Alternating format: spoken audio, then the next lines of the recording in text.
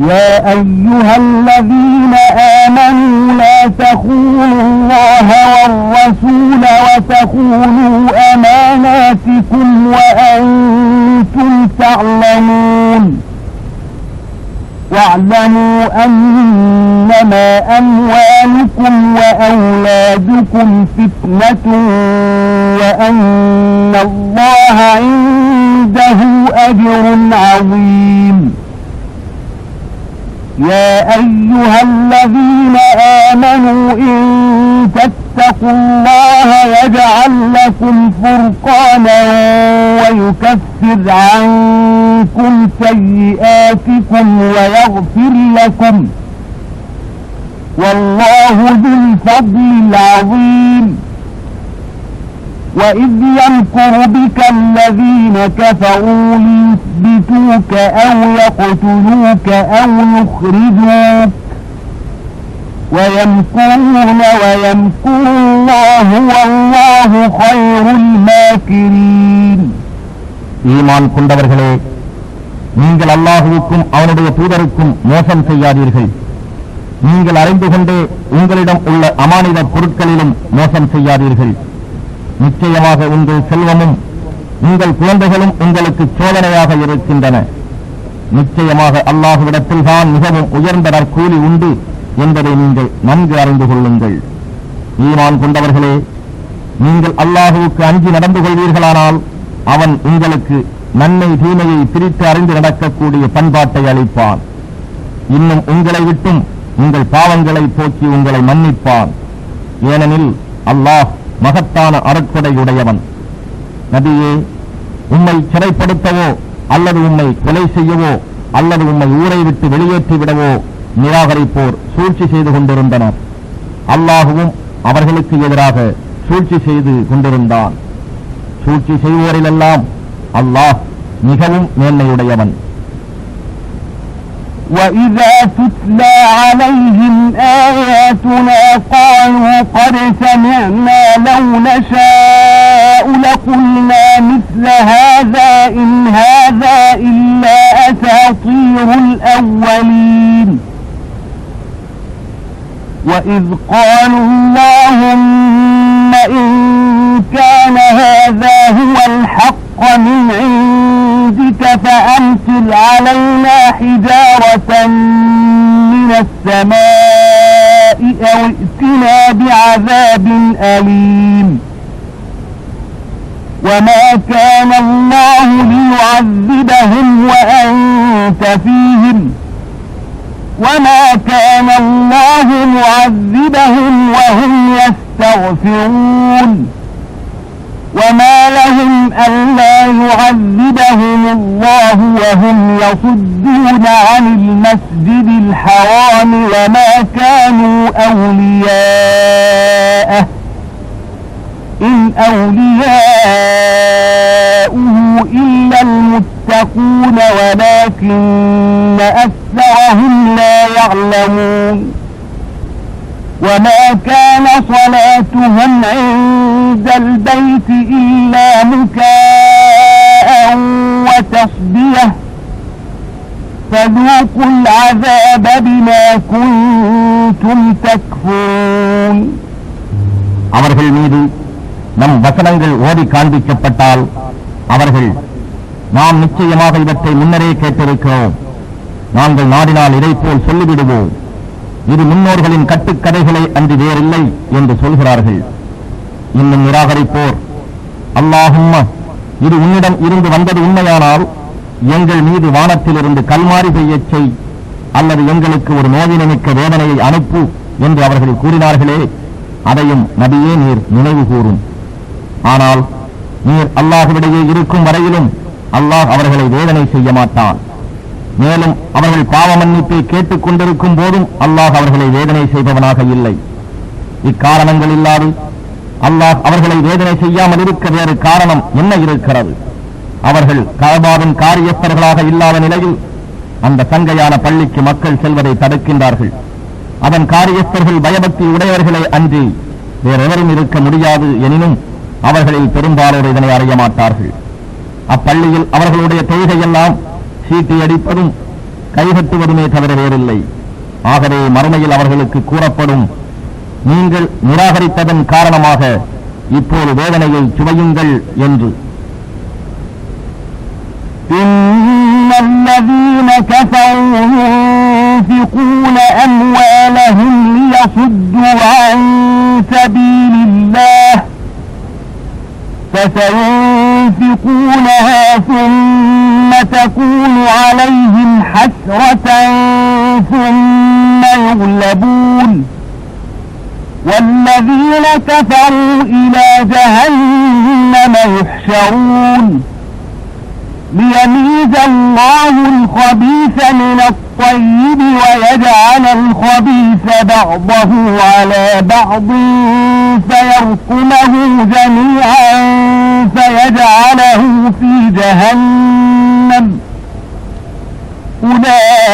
أولئك هم الخاسرون قل للذين كفروا إن ينتهوا يغفر لهم ما قد سلف وإن يعودوا فقد مضت سنة الأولين وقاتلوهم حتى لا تكون فتنة ويكون الدين كله لله فإن انتهوا فإن الله بما يعملون بصير وإن تولوا فاعلموا أن الله مولاكم نعم المولى ونعم النصير. நிச்சயமாக நிராகரிப்பவர்கள் தங்கள் செல்வங்களை அல்லாஹ்வின் பாதையில் மனிதர்கள் செல்வதை தடுப்பதற்காக செலவு செய்கின்றனர். இவ்வாறே அவர்கள் தொடர்ந்து செலவு செய்து கொண்டிருப்பார்கள். முடிவில் அது அவர்களுக்கே துக்கமாக அமைந்துவிடும். பின்னர் அவர்கள் வெற்றி கொள்ளப்படுவார்கள். இறுதியில் நிராகரிப்பவர்கள் நரகத்தில் ஒன்று சேர்க்கப்படுவார்கள். அல்லாஹ் நல்லவர்களையும் கெட்டவர்களையும் பிரிப்பதற்காகவும் கெட்டவர்கள் ஒருவர் மீது ஒருவராக அடுக்கப் பெற்று ஒன்று சேர்க்கப்பட்ட பின் அவர்களை நரகத்தில் போடுவதற்காகவுமே இவ்வாறு செய்கிறான். எனவேதான் நஷ்டமடைந்தவர்கள். நிராகரிப்போருக்கு நபியே நீர் கூறும், இனி ஏனும் அவர்கள் விஷமங்களை விட்டும் விலகிக் கொள்வார்களானால் அவர்கள் முன்பு செய்த குற்றங்கள் அவர்களுக்கு மன்னிக்கப்படும். ஆனால் அவர்கள் முன்போலவே விஷமங்கள் செய்ய மீண்டும் முற்படுவார்களானால் முன் சென்றவர்களின் கதியே இவர்களுக்கும் வரும். மூமீன்களே, இவர்களுடைய விஷமங்கள் முற்றிலும் நீங்கி அல்லாஹுவின் மார்க்கம் முற்றிலும் அல்லாஹுவுக்கே ஆகும் வரையில் அவர்களுடன் போர் புரியுங்கள். ஆனால் அவர்கள் விஷமங்கள் செய்வதிலிருந்து விலகிக் கொண்டால் நிச்சயமாக அல்லாஹ் அவர்கள் செய்வதை உற்று நோக்கியவனாகவே இருக்கின்றான். அவர்கள் மாறு செய்தால் நிச்சயமாக அல்லாஹ் உங்களுடைய பாதுகாவலன் என்பதை அறிந்து கொள்ளுங்கள். அவன் பாதுகாப்பதிலும் மிகச் சிறந்தவன், இன்னும் உதவி செய்வதிலும் மிகவும் சிறந்தவன். واعلموا أنما غنمتم من شيء فأن لله خمسه وللرسول ولذي القربى واليتامى والمساكين وابن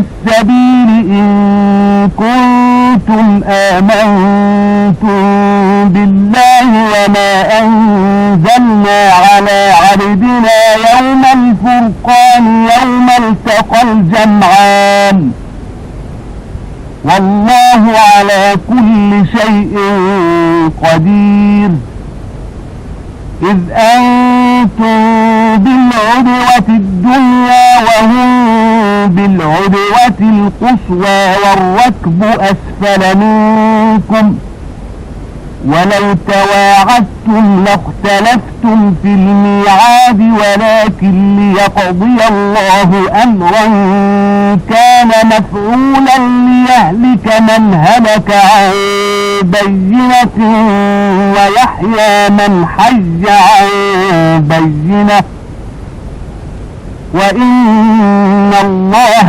لسميع عليم إذ يريكهم الله في منامك قليلا ولو أراكهم كثيرا لفشلتم ولتنازعتم في الأمر ولكن الله سلم إنه عليم بذات الصدور وإذ يريكموهم إذ التقيتم في أعينكم قليلا ويقللكم في أعينهم ليقضي الله أمرا كان مفعولا وإلى الله ترجع الأمور. மூமின்களே, உங்களுக்கு போரில் கிடைத்த வெற்றி பொருள்களில் இருந்து நிச்சயமாக 5 பங்கு அல்லாஹ்வுக்கும் அவன் தூதருக்கும், 1 பங்கு அவர்களுடைய பந்துக்களுக்கும், 1 பங்கு அனாதைகளுக்கும், 1 பங்கு ஏழைகளுக்கும், 1 பங்கு வழிப்போக்கர்களுக்கும் உரியதாகும். மெய்யாகவே நீங்கள் அல்லாஹ்வின் மீது ஈமான் கொண்டு 2 படைகள் சந்தித்து தீர்ப்பளித்த பத்ர் நாளில் நாம் நம் அடியார் மீது இறக்கி வைத்த உதவியை அல்லாஹ்வே அளித்தான் என்பதையும் நீங்கள் நம்புவீர்களானால் நீ கூறுவது பற்றி உறுதியாக அறிந்து கொள்ளுங்கள். நிச்சயமாக அனைத்து பொருட்களின் மீதும் பேராற்றல் உடையவன். பத்ர் போர்க்களத்தில் மதீனா பக்க பள்ளத்தாக்கில் நீங்களும் எதிரிகள் தூரமான கோடியிலும் குறைஷி வியாபாரிகளாகிய வாகனக்காரர்கள் உங்கள் கீழ்ப்புறத்திலும் இருந்தீர்கள். நீங்களும் அவர்களும் சந்திக்கும் காலம் இடம் பற்றி வாக்குறுதி செய்திருந்த போதிலும் அதை நிறைவேற்றுவதில் நிச்சயமாக கருத்து வேற்றுமை கொண்டிருப்பீர்கள். ஆனால் செய்யப்பட வேண்டிய காரியத்தை அல்லாஹ் நிறைவேற்றுவதற்காகவும் அழிந்தவர்கள் தக்க முகாந்தரத்துடன் அழிவதற்காகவும் தப்பி பிழைத்தவர்கள் தக்க முகாந்தரத்தை கொண்டே தப்பிக்கவும் இவ்வாறு அவன் செய்தான். நிச்சயமாக அல்லாஹ் செவியேற்பவனாகவும் அறிபவனாகவும் இருக்கின்றான். நபியே, உன் கனவில் அவர்களின் தொகையில் குறைவாக காண்பித்ததையும் அவர்களை உமக்கு அதிகமாக காண்பித்திருந்தால் நீங்கள் தைரியம் இழந்து போர் நடத்தும் காரியத்தில் நீங்கள் ஒருவருக்கொருவர் பிணங்கி தர்க்கம் செய்து கொண்டிருந்திருப்பீர்கள். எனினும் அப்படி நடந்துவிடாமல் உங்களை அல்லாஹ் காப்பாற்றினான். நிச்சயமாக அவன் எல்லா உள்ளங்களின் ரகசியங்களையும் நன்கறிபவன். நீங்களும் அவர்களும் போரில் சந்தித்த போது அவன் உங்களுடைய பார்வையில் அவர்களுடைய எண்ணிக்கையை குறைவாக காண்பித்தான். இன்னும் உங்கள் தொகையை அவர்களுடைய பார்வையில் குறைவாக காண்பித்தான். இவ்வாறு அவன் செய்வது அவன் விதித்த ஒரு காரியத்தை அவன் நிறைவேற்றுவதற்காகவே ஆகும். அல்லாஹ்விடமே எல்லா காரியங்களும் சென்று முடிவடைகின்றன. يا أيها الذين آمنوا إذا لقيتم فئة فاثبتوا واذكروا الله كثيرا لعلكم تفلحون وأطيعوا الله ورسوله ولا تنازعوا فتفشلوا وتذهب ريحكم واصبروا إن الله مع الصابرين ولا تكونوا كالذين خرجوا من ديارهم بطرا ورئاء الناس ويصدون عن سبيل الله والله بما يعملون محيط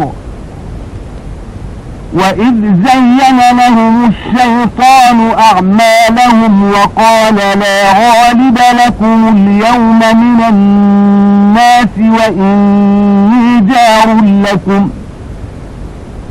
فلما تراءت الفئتان نكص على عقبيه وقال إني بريء منكم إني أرى ما لا ترون إني أخاف الله والله شديد العقاب إذ يقول المنافقون والذين في قلوبهم مرض غر هؤلاء دينهم ومن يتوكل على الله فإن الله عزيز حكيم. ஈமான் கொண்டவர்களே, நீங்கள் போரில் எதிரியின் கூட்டத்தாரை சந்திப்பீர்களாயின் உறுதியாக இருங்கள். அல்லாஹ்வை அதிகமாக தியானம் செய்யுங்கள், நீங்கள் வெற்றி அடைவீர்கள். இன்னும் அல்லாஹுவுக்கும் அவனுடைய தூதருக்கும் கீழ்ப்படியுங்கள். உங்கள் தைரியத்தையும் உங்கள் பலத்தையும் இழந்து விடாமல் இருப்பதற்காக நீங்கள் ஒருவருக்கொருவர் பிணங்கி விவாதம் செய்யாதீர்கள். துன்பங்களை சகித்துக் கொண்டு நீங்கள் பொறுமையாக இருங்கள். நிச்சயமாக அல்லாஹ் பொறுமை உடையவர்களுடன் இருக்கின்றான். பொறுமைக்காகவும் மனிதர்களுக்கு காண்பிப்பதற்காகவும் தங்கள் வீடுகளிலிருந்து வெளிக்கிளம்பி முஸ்லிம்களுக்கு எதிராக பத்ரில் மக்களை அல்லாஹுடைய பாதையை விட்டு தடுத்தார்களே, அவர்களைப் போன்று நீங்கள் ஆகிவிடாதீர்கள். அவர்கள் செய்வதை அல்லாஹ் சூழ்ந்து அறிந்தவனாக இருக்கின்றான்.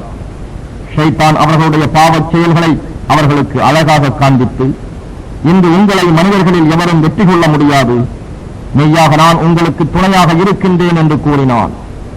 இரு படைகளும் நேருக்கு நேர் சந்தித்த போது அவன் புறங்காட்டி பின் சென்று, மெய்யாக நான் உங்களை விட்டு விலகிக் கொண்டேன், நீங்கள் பார்க்க முடியாததை நான் பார்க்கின்றேன், நிச்சயமாக நான் அல்லாஹுவுக்கு பயப்படுகிறேன், அல்லாஹ் தண்டனை கொடுப்பதில் கடினமானவன் என்று கூறினான். முனாஃபிக்குகளும் நயவஞ்சகர்களும் தம் இருதயங்களில் நோய் உள்ளவர்களும் முஸ்லிம்களை சுட்டிக்காட்டி இவர்களை இவர்களுடைய மார்க்கம் மயக்கி ஏமாற்றிவிட்டது என்று கூறினார்கள். அல்லாஹுவை எவர் முற்றிலும் நம்புகிறாரோ, நிச்சயமாக அல்லாஹ் சக்தியில் மிகைத்தவனாகவும் ஞானமுடையவனாகவும் இருக்கின்றான் என்பதில் உறுதி கொள்வார்களாக. وَلَوْ تَرَى إِذْ يَتَوَفَّى الَّذِينَ كَفَرُوا الْمَلَائِكَةُ يَضْرِبُونَ وُجُوهَهُمْ وَأَدْبَارَهُمْ وَذُوقُوا عَذَابَ الْحَرِيقِ ذَلِكَ بِمَا قَدَّمَتْ أَيْدِيكُمْ وَأَنَّ اللَّهَ لَيْسَ بِظَلَّامٍ لِلْعَبِيدِ كدأب آل فرعون والذين من قبلهم كفروا بآيات الله فأخذهم الله بذنوبهم إن الله قوي شديد العقاب ذلك بأن الله لم يكن مغيرا نعمة أنعمها على قوم حتى يغيروا ما بأنفسهم وأن الله سميع عليم كدأب آل فرعون والذين من قبلهم كذبوا بآيات ربهم فأهلكناهم بذنوبهم وأغرقنا آل فرعون وكل كانوا ظالمين. மலக்குகள் நிராகரிப்போரின் உயிர்களை கைப்பற்றும் போது நீங்கள் பார்த்தீர்களானால், மலக்குகள் அவர்களுடைய முகங்களிலும் முதுகுகளிலும் அடித்து கூறுவார்கள், எரிக்கும் நரக வேதனையை சுவையுங்கள் என்று. இதற்கு காரணம் உங்கள் கைகள் முன்னமேயே செய்து அனுப்பிய பாவச் செயல்களேயாம்.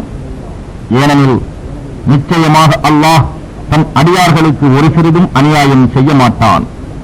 இவர்களின் நிலைமை ஃபிரௌனின் கூட்டத்தார்களுடையவும் அவர்களுக்கு முன்பு இருந்தவர்களுடையவும் நிலைமையை போன்றதேயாகும். இவர்களைப் போலவே அவர்களும் அல்லாஹ்வின் அத்தாட்சிகளை நிராகரித்தனர். அவர்களுடைய பாவங்களின் காரணமாக அல்லாஹ் அவர்களை பிடித்துக் கொண்டான்.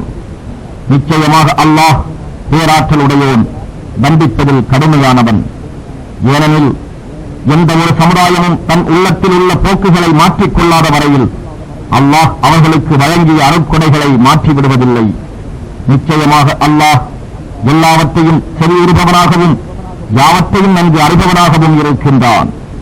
ஃபிரௌனின் கூட்டத்தார்களுடையவும் அவர்களுக்கு முன்பு இருந்தவர்களுடையவும் நிலைமையை போன்றதேயாகும். அவர்களும் இவர்களைப் போலவே தம் இறைவனின் வசனங்களை பொய்ப்பித்தார்கள். ஆகவே நாம் அவர்களை அவர்களுடைய பாவங்களின் காரணமாக அழித்தோம். இன்னும் ஃபிரௌனின் கூட்டத்தாரை மூழ்கடித்தோம். அவர்கள் அனைவரும் அநியாயக்காரர்களாக இருந்தார்கள்.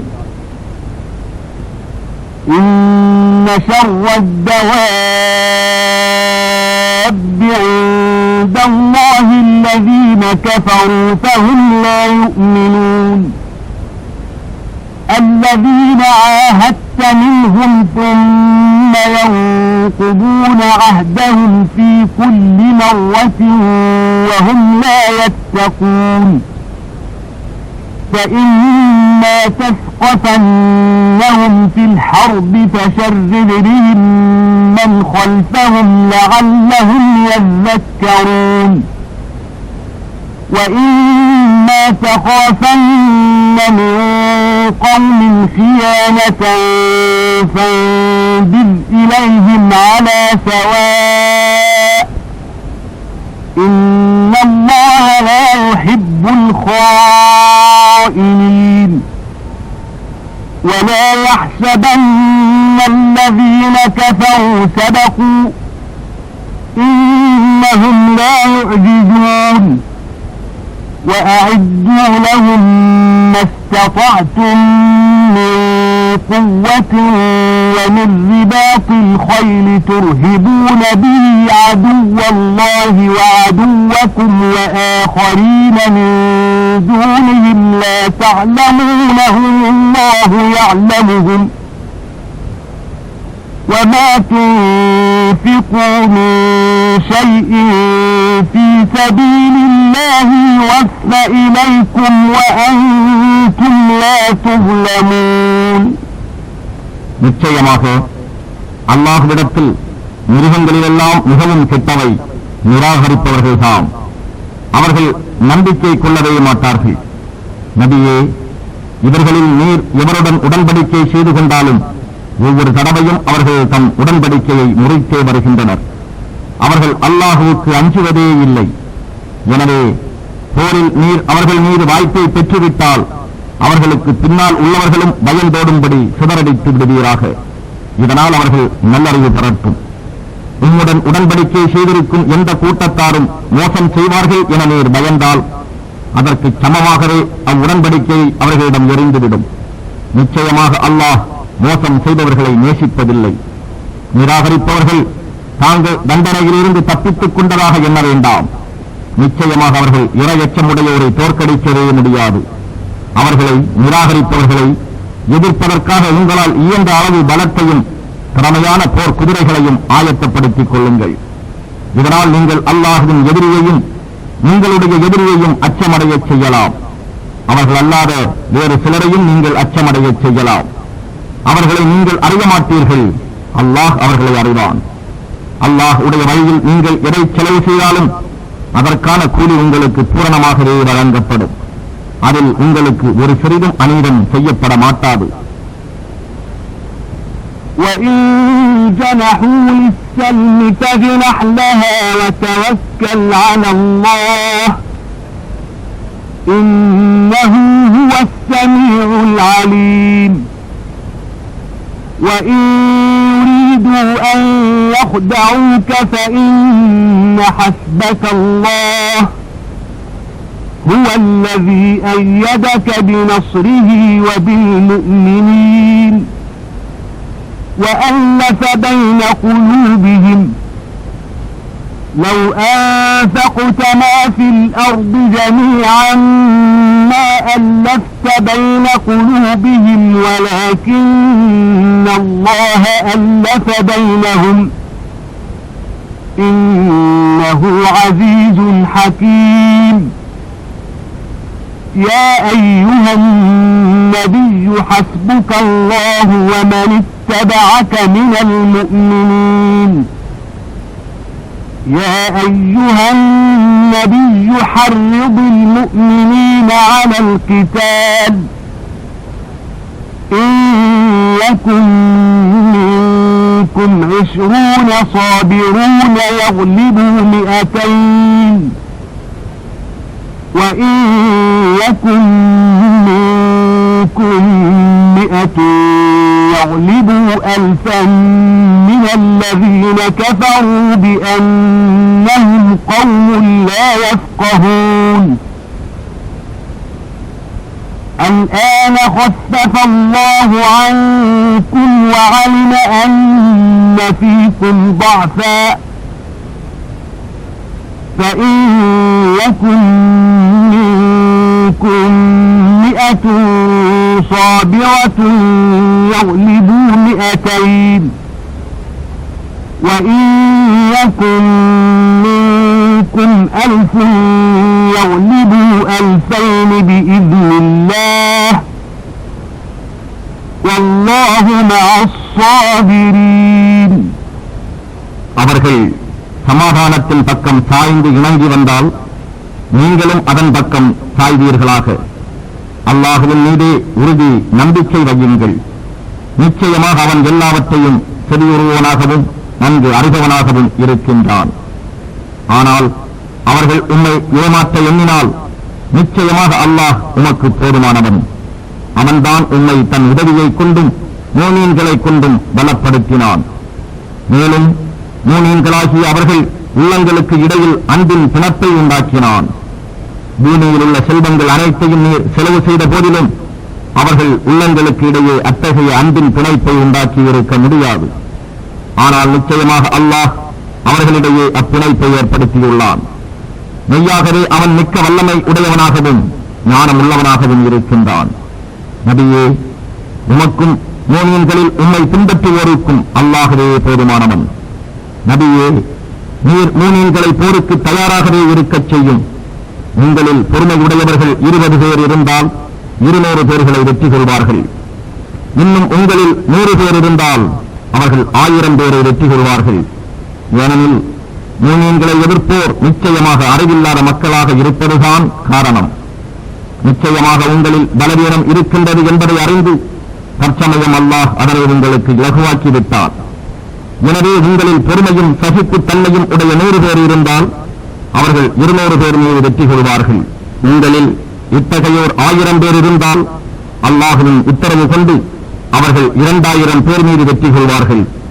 ஏனெனில் அல்லாஹ் பொறுமையாளர்களுடனே இருக்கின்றான். ما كان لنبي أن يكون له أسرى حتى يثخن في الأرض تريدون عرض الدنيا والله يريد الآخرة والله عزيز حكيم. لولا كتاب من الله سبق لمسكم فيما أخذتم عذاب عظيم. فكلوا مما غنمتم حلالا طيبا واتقوا الله إن الله غفور رحيم. يا أيها النبي قل لمن في أيديكم من الأسرى إن يعلم الله في قلوبكم خيرا يؤتكم خيرا مما أخذ منكم ويغفر لكم والله غفور رحيم. وإن يريدوا خيانتك فقد خانوا الله من قبل فأمكن منهم والله عليم حكيم. விஷமங்கள் அடங்க பூமியில் இரத்தத்தை ஓட்டாத வரையில் விரோதிகளை உயிருடன் சிறைபிடிப்பது எந்த நபிக்கும் தகுதியில்லை. நீங்கள் இவ்வுலகத்தின் நிலையில்லா பொருட்களை விரும்புகிறீர்கள். அல்லாஹ்வோ மறுமையில் உங்கள் நலத்தை நாடுகிறான். அல்லாஹ் ஆற்றலில் மிகைத்தோனும் ஞானமுடையவனாகவும் இருக்கின்றான். அல்லாஹ்விடம் உங்களுடைய மன்னிப்பு ஏற்கனவே எழுதப்படாமல் இருந்தால் நீங்கள் போர் கைதிகளிடம் பதிலில் ஈட்டுப் பணத்தை எடுத்துக் கொண்டதன் காரணமாக உங்களை ஒரு பெரிய வேதனை பிடித்திருக்கும். ஆகவே எதிரிகளிடம் இருந்து உங்களுக்கு போரில் கிடைத்த பொருட்களை தூய்மையான ஹலாலானவையாக கருதி புசியுங்கள். அல்லாஹுவுக்கே அஞ்சுங்கள். நிச்சயமாக அல்லாஹ் மிக்க மன்னிப்போனாகவும் கிருபை உடையவனாகவும் இருக்கின்றான். நபியே, உங்கள் வசத்தில் இருக்கும் கைதிகளை நோக்கி கூறுவீராக, உங்களுடைய உள்ளங்களில் ஏதாவது ஒரு நன்மை இருப்பதாக அல்லாஹ் அறிந்தால் உங்களிடம் இருந்து ஈட்டுத் தொகையாக எடுத்துக் கொள்ளப்பட்டதை விட இவ்வுலகத்தில் மேலானதை உங்களுக்கு அவன் கொடுப்பான். மறுமையில் உங்கள் பாவங்களையும் மன்னிப்பான். அல்லாஹ் மன்னிப்போனாகவும் கிருபை உடையவனாகவும் இருக்கின்றான். நபியே, அவர்கள் உமக்கு மோசம் செய்ய நாடினால் கவலைப்படாதீர். இதற்கு முன்னர் அவர்கள் அல்லாஹுவுக்கு மோசம் செய்ய கருதினார்கள். ஆதலால் தான் அவர்களை சிறைபிடிக்க அவர்கள் மீது உமக்கு சக்தியை அவன் அளித்தான். அல்லாஹ் எல்லாம் அறிபவனாகவும் ஞானமுடையவனாகவும் இருக்கின்றான். إن الذين آمنوا وهاجروا وجاهدوا بأموالهم وأنفسهم في سبيل الله والذين آووا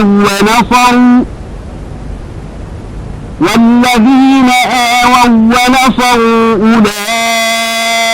أولئك بعضهم أولياء بعض والذين آمنوا ولم يهاجروا ما لكم من ولايتهم من شيء حتى يهاجروا وإن استنصروكم في الدين فعليكم النصر إلا على قوم بينكم وبينهم ميثاق والله بما تعملون بصير. والذين كفروا بعضهم أولياء بعض إلا تفعلوه تكن فتنة في الأرض وفساد كبير. والذين آمنوا وهاجروا وجاهدوا في سبيل الله والذين آووا ونصروا أولئك هم المؤمنون حقا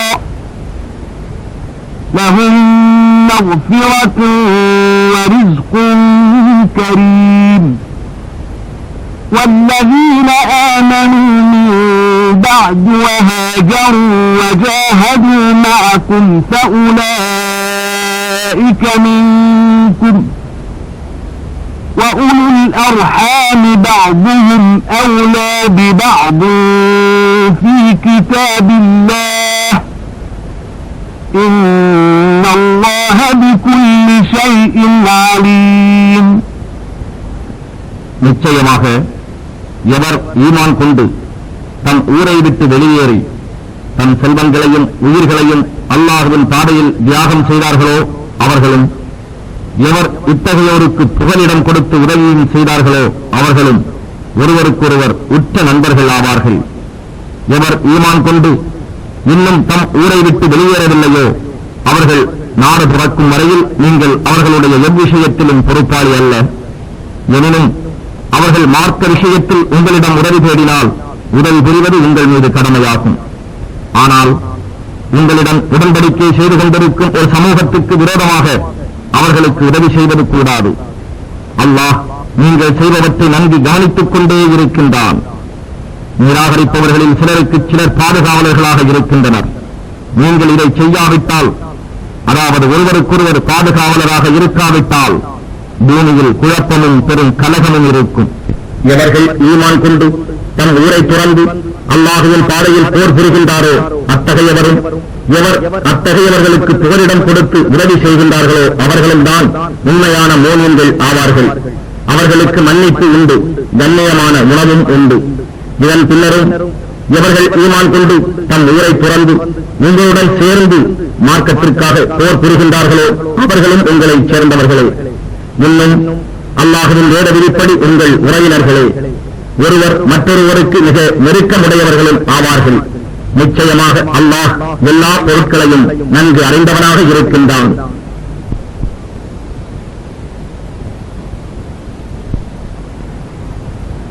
براءة من الله ورسوله إلى الذين عاهدتم من المشركين فسيحوا في الأرض 4 أشهر واعلموا أنكم غير معجز الله وأن الله مخزي الكافرين. وأذان من الله ورسوله إلى الناس يوم الحج الأكبر أن الله بريء من المشركين ورسوله فإن تبتم فهو خير لكم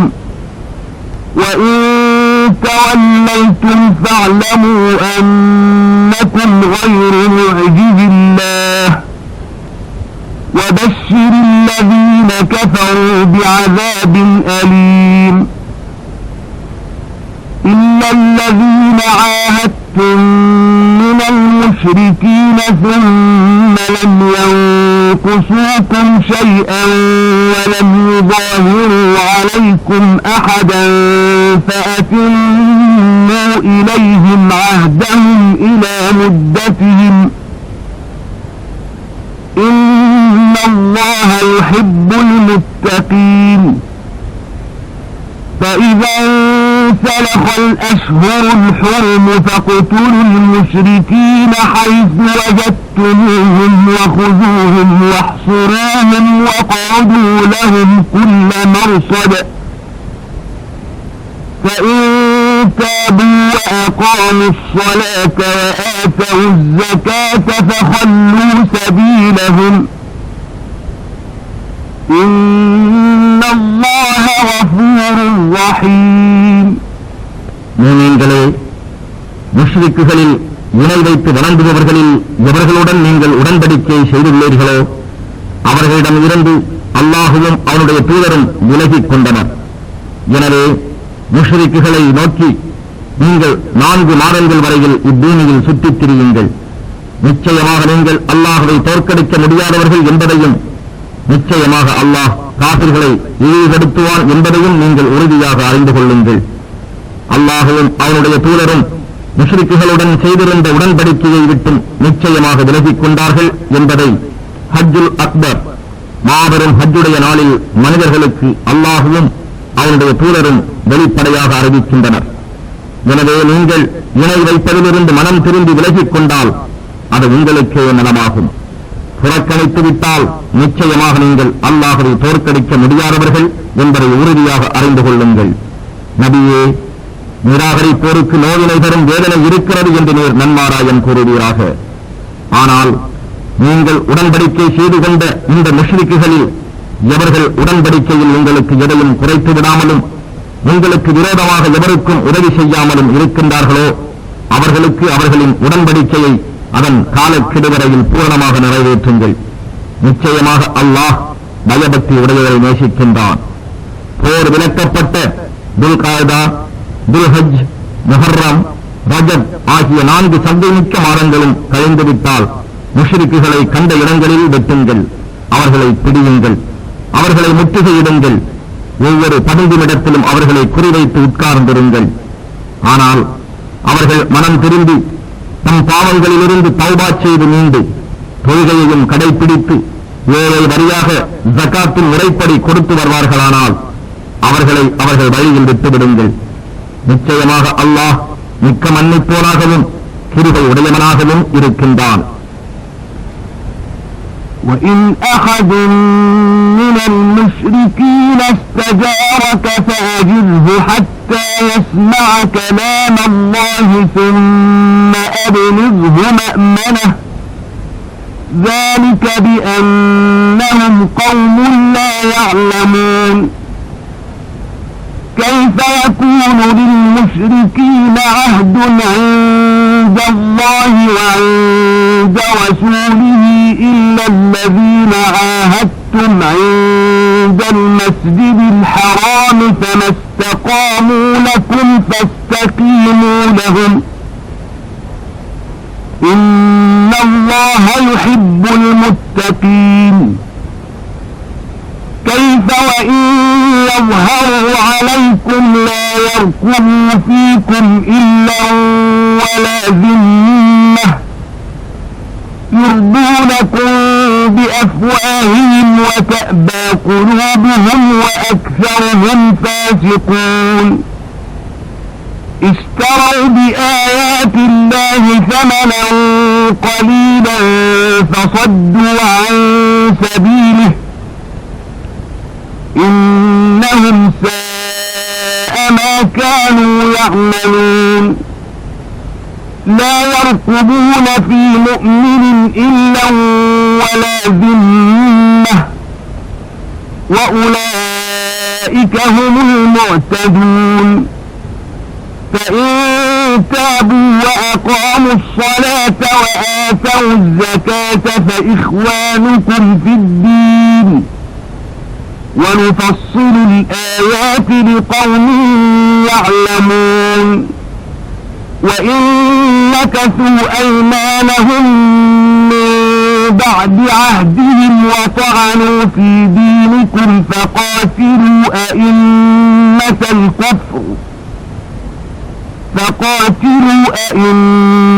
الكفر إنهم لا أيمان لهم لعلهم ينتهون. நபியே, முஷ்ரிக்குகளில் யாரேனும் உங்களிடம் புகலிடம் தேடி வந்தால் அல்லாஹுடைய வசனங்களை அவர்கள் செவியேற்கும் வரையில் அவருக்கு அபயமளியுங்கள். அதன்பின் அவருக்கு பாதுகாப்பு கிடைக்கும் வேறு இடத்திற்கு பத்திரமாக அனுப்பிவிடுங்கள்.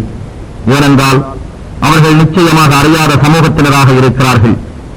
அல்லாஹுவிடத்திலும் அவனுடைய தூதரிடத்திலும் முஷ்ரிக்குகளின் உடன்படிக்கைக்கு எப்படி மதிப்பிருக்க முடியும்?